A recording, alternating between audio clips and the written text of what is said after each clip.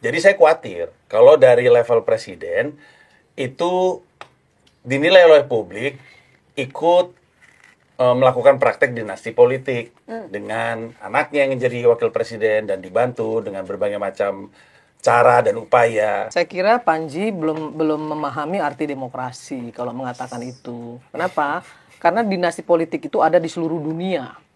Jadi persoalannya juga kita mesti objektif. Kalau ada yang bagian seperti Mas yang nggak setuju, saya terima bagian demokrasi. Tapi sorry, jangan mengatasnamakan rakyat Indonesia. Apalagi mayoritas rakyat Indonesia. Saya juga jelaskan ke masyarakat dong. Kalau ada berkeyakinan kayak begitu, kamu punya banyak forum, banyak pengikut, yakinkan masyarakat dengan pendapat kamu berdua. Supaya rakyat juga jadi nggak milih Prabowo sama Gibran. Kan gitu juga. Selama ini bukannya begitu. Iya, dan tapi kan rakyat tetap percaya sama Prabowo Gibran juga, berarti nggak percaya sama kamu gitu loh. Belum. Udahlah. Kamu kan udah lakukan proses. Iya. Nanti kamu coba lagi, makanya lebih sering lagi ke publik gitu loh. Rencananya begitu. Ya, supaya rakyat kita ini bukan pejabat publik sih sebenarnya. Kita juga turun. Tapi kalau Anda memilih mau berpengaruh dalam datang ke media-media begini, artinya Anda concern dong dengan apa kebijakan publik. Jangan tanggung mainnya. Halo sahabat DC, kali ini saya akan membagikan perdebatan panas antara politisi Gerindra Marwarar Sirait versus komika Panji Pragiwaksono dan pengamat politik Adi Prayitno. Perdebatan ini terjadi saat mereka tampil di acara Najwa Shihab terbaru yaitu Monopolitik. Perdebatan dipicu saat Panji mengkritik Jokowi yang mempraktekkan politik dinasti. Dia juga merasa Gibran dan Kaisang tidak punya kompetensi. Adi Prayitno pun mendukung pernyataan Panji tersebut. Ara Sirait yang dikenal salah satu orang kepercayaan Jokowi pun pasang badan. Ara Sirait memberikan sejumlah argumen yang menegaskan bahwa Jokowi itu pemimpin sukses dan dicintai masyarakat. Dia juga menegaskan Gibran dan Kaisang punya kompetensi. Salah satu bukti, Gibran menjadi salah satu kunci kemenangan Prabowo Gibran. Untuk lebih jelasnya, yuk kita simak bersama video berikut ini. Bang Ara, Anda membayangkan Jokowi setelah tidak lagi menjabat akan seperti apa, melakukan apa, dan bagaimana ya? Akan menjadi tokoh yang seperti apa? Seperti SBY kah? Lebih banyak melukis sekarang? Seperti Bu Mega yang masih ada karena juga merangkap ketua umum partai, jadi juga masih menentukan arah kebijakan partainya? Atau seperti apa Pak Jokowi setelah 2024? Saya kenal Pak Jokowi sekitar 18-20 tahun ya. Jadi cukup lah ya, dan cukup intensif selama ini berkomunikasi sampai sekarang. Teman ngobrol yang enak, teman debat yang enak. Orang-orang kayak kita ini kalau feodal pasti nggak cocok, egaliter, terbuka. Jadi kalau dia sesudah 2024 Oktober kan begitu, jabatan pasti selesai, ya kan? Tapi kepercayaan dan pengaruh di publik pasti tidak selesai. Kenapa? Ya kita cek aja. Presiden yang tinggal 5 bulan 6 bulan lagi di Indonesia, ada nggak yang kepuasan publiknya seperti Jokowi? Ya, paling tinggi di dunia, bukan hanya di Indonesia. Ya, dan dulu masih ada Narendra Modi dari India, udah lewat jauh dari Jokowi. Dan apa yang seharusnya dilakukan Jokowi dengan modal kesukaan atau kepercayaan publik sedemikian tinggi, Bang? Hal yang baik dan benar buat negara ini. Hal yang baik dan benar buat negara ini. Dan proses hubungan Jokowi dan Prabowo itu sangat dalam. Sangat dalam sekali. Lebih dalam dari Bu Mega tampaknya ya? Sekarang posisinya kalau saya lihat hubungan Jokowi dan Prabowo ini banyak yang mencoba menggoyang, karena banyak yang nggak happy kalau Jokowi Prabowo bersatu. Kok nggak dijawab? Aku lebih dekat dengan Pak Prabowo dibanding Bu Mega sekarang tampaknya, Bang Ara. Siapa? Pak Jokowi. Pak Jokowi pasti sama Pak Prabowo sangat dekat, dan pasti sampai kapanpun Pak Jokowi dan saya menghormati Ibu Mega. Saya pikir ada posisi yang saya usulkan ya di kesempatan terhormat ini di mata Najwa yang sangat kredibel menurut saya. Dulu ada Dewan Pertimbangan Agung. Itu adalah penasehat. Dulu sekarang Pak Jokowi bikin One Team Press. Ya. Kalau menurut saya perlu dipertimbangkan dibuat Dewan Pertimbangan Agung sehingga Dengan bisa Pak Jokowi sebagai ketuanya untuk menyampaikan itu tokoh-tokoh agama, tokoh-tokoh bangsa ya yang wise gitu ya untuk menyampaikan masukan-masukan kepada pemerintahan Pak Prabowo dan Mas Gibran. Saya rasa itu posisi itu bisa juga dipikirkan dan dengan hubungan yang baik ke rakyat, ke elit, tokoh agama dan berbagai kalangan, saya rasa saya yakin Pak Jokowi akan tetap berperan strategis secara positif di negara ini. boleh silahkan diberikan sepakat atau tidak sepakat dan berapa nilai uang yang cocok. Enggak, kalau Bang Ara ini bicara tentang Jokowi, titik komanya fasih betul. Apalagi yang lain. Kita kasih banyak ini. Bukan karena terbeli ya. Saya Bukan ngasih 1 karena juta aja. terbeli. Panji kenapa cuma 1 juta? Karena per hari ini saya kira tak ada orang yang mampu menjelaskan Jokowi sepasih Bang. Berapa bang dikasihnya? Waduh, luar Saya biasa. kasih juga. Nah, Wes, ini banyak sekali. sedikit kali ini. Kalau Banyak. Uni Irma ini Banyak 30 tuh. juta. Banyak. tapi pertaruhannya benar ya berarti berhasil duitnya balik. Apa lagi Bang Ara? Aduh, masih banyak sekali. Banyak loh, Nak. Ini ada yang Kenapa cuma 50. 1 juta? Yang lain ngasih banyak loh, Ji. Iya, nggak terlalu sepakat aja dengan apa yang Bang Ara katakan. Tapi tentu datangnya dari mana kita bisa pahami lah Bang Ara lah. Kalau saya mah lebih berhati-hati dengan Pak Jokowi dan apa yang Pak Jokowi ingin bisa influence ke depannya nanti. Saya Kenapa hati-hati? Apa kekhawatiran? kocak aja Pak Jokowi. Ya karena saya nggak tahu. Salah satu kekecewaan terbesar saya itu adalah kita semua tahu kalau presiden yang melakukan sesuatu pengaruhnya pasti gede.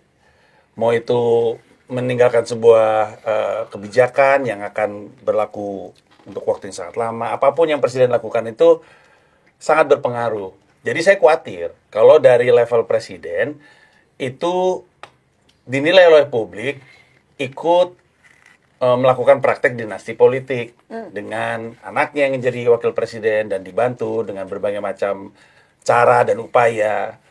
Karena kalau misalnya presiden aja melakukan tindakan seperti itu, orang akan bilang, terutama dinasti-dinasti politik di kabupaten, di sejumlah daerah akan bilang, presiden aja bisa, kenapa saya enggak? Sementara banyak rakyat di Indonesia tahu dampak dari dinasti politik di daerahnya mereka. Ada banyak banget daerah, dan terbukti yang kakaknya kena ditangkap, adiknya kena ditangkap, suaminya kena ditangkap, ganti sama istrinya kena juga. Ini tuh berlaku di mana-mana berkali-kali, berharap untuk itu hilang susah karena presidennya melakukan hal yang sama. Boleh saya komentari? Silakan Mbak Irma. Saya kira Panji belum memahami arti demokrasi kalau mengatakan itu. Kenapa? Karena dinasti politik itu ada di seluruh dunia. Kalau saya yang saya nggak setuju itu justru nepotisme, bukan dinasti politik.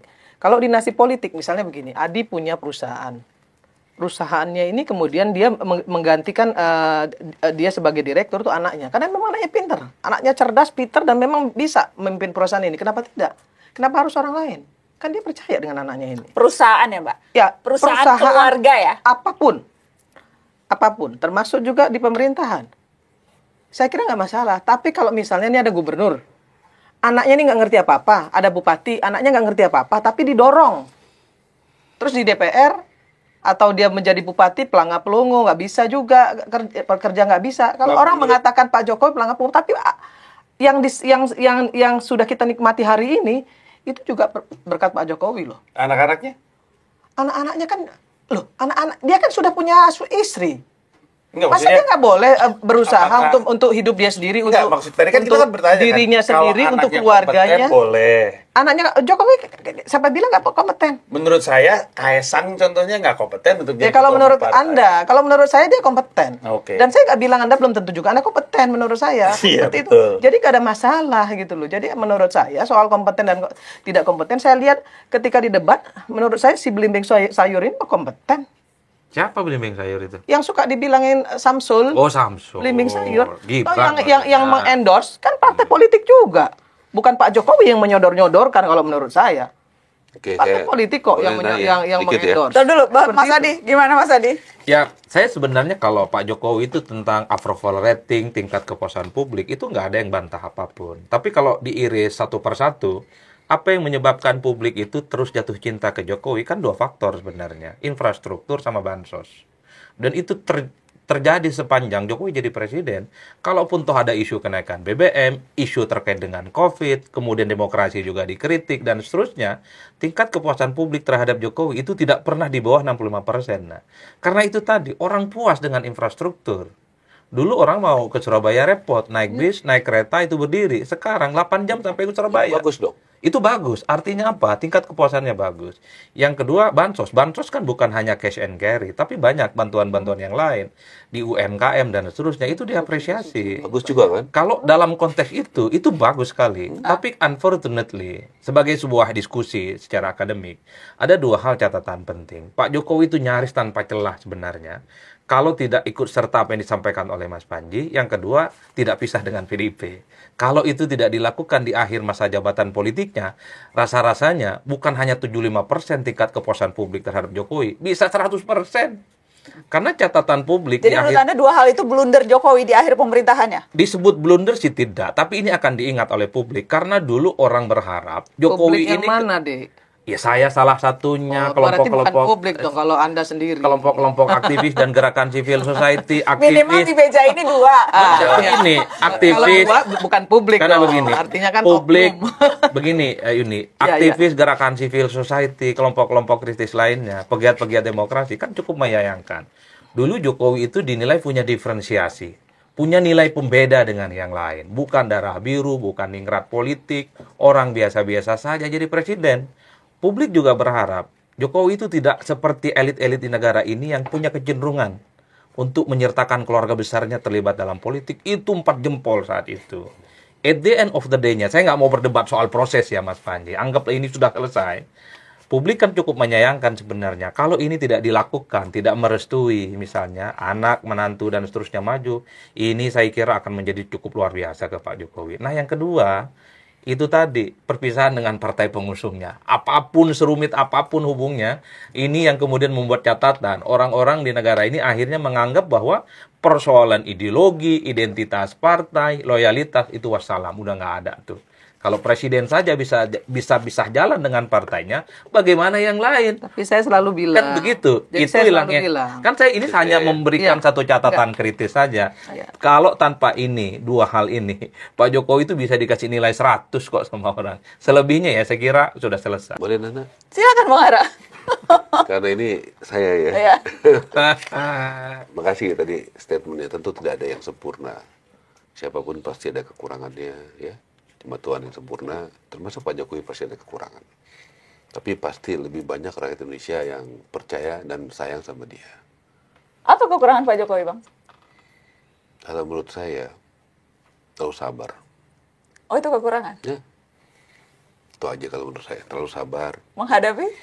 Ya, saya nggak usah jelasin ya, tapi terlalu sabar lah. Menghadapi teman-temannya. Ya. Terlalu sabar. Nah, jadi tadi soal bagaimana masukan soal Mas Gibran, ya, nggak kompeten, nggak apa.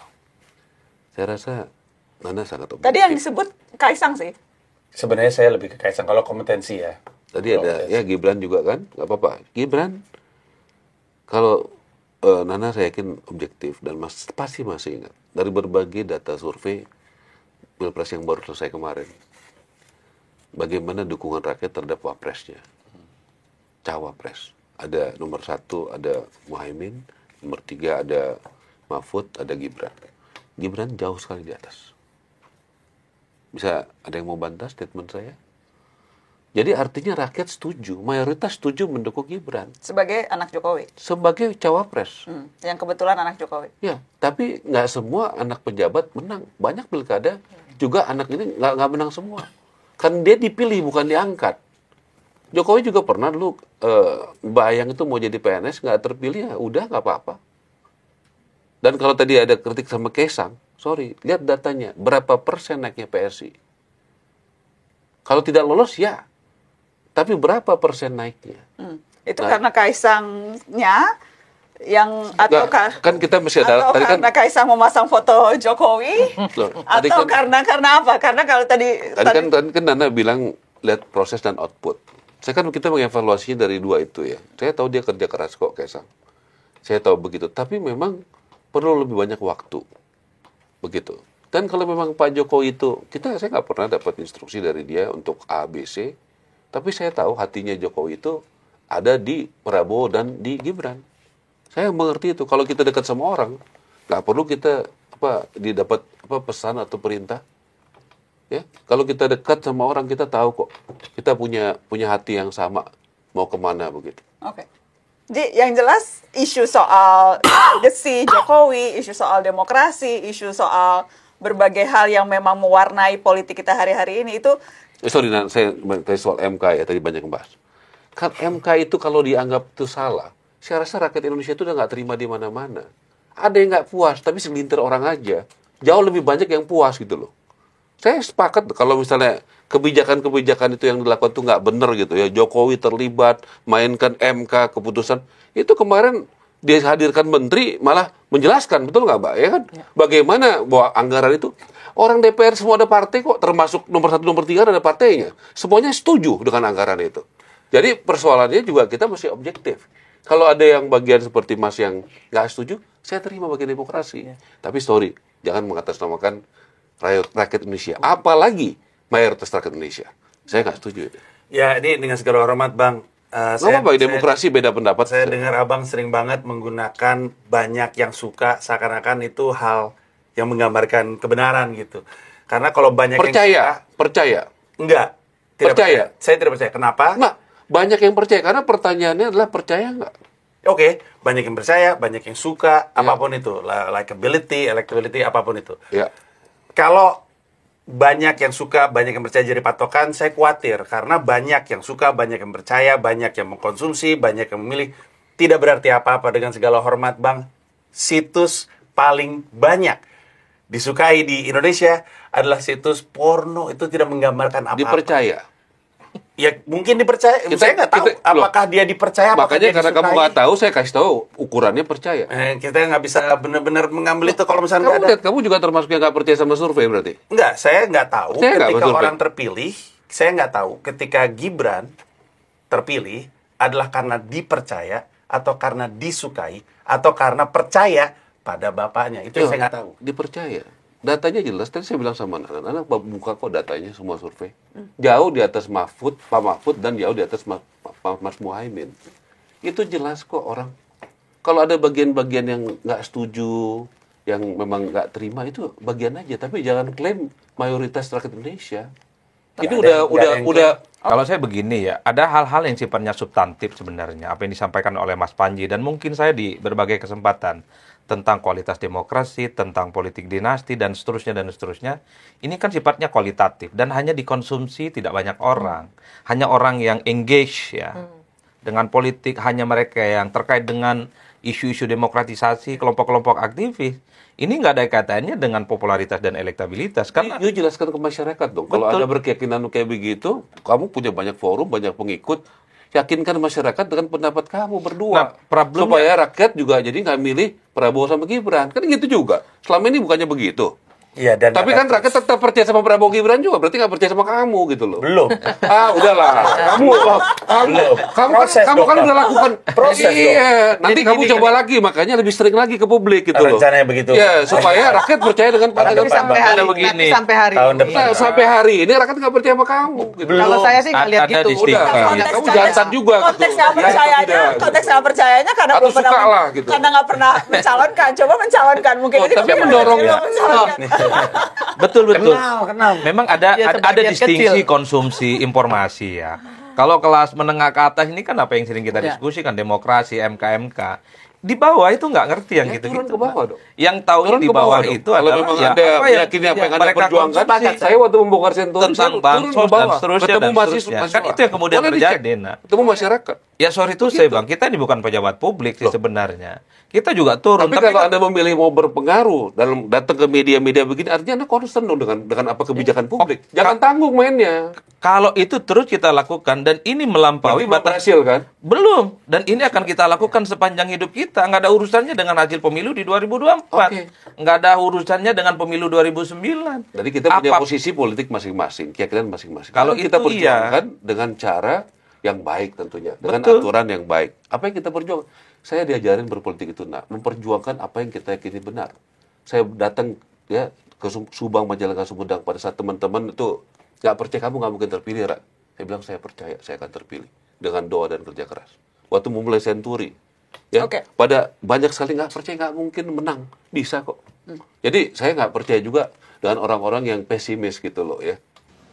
Nah, gimana menurut kalian, dukung pernyataan Ara Sirait atau Panji Pragiwaksono dan Adi Prayitno?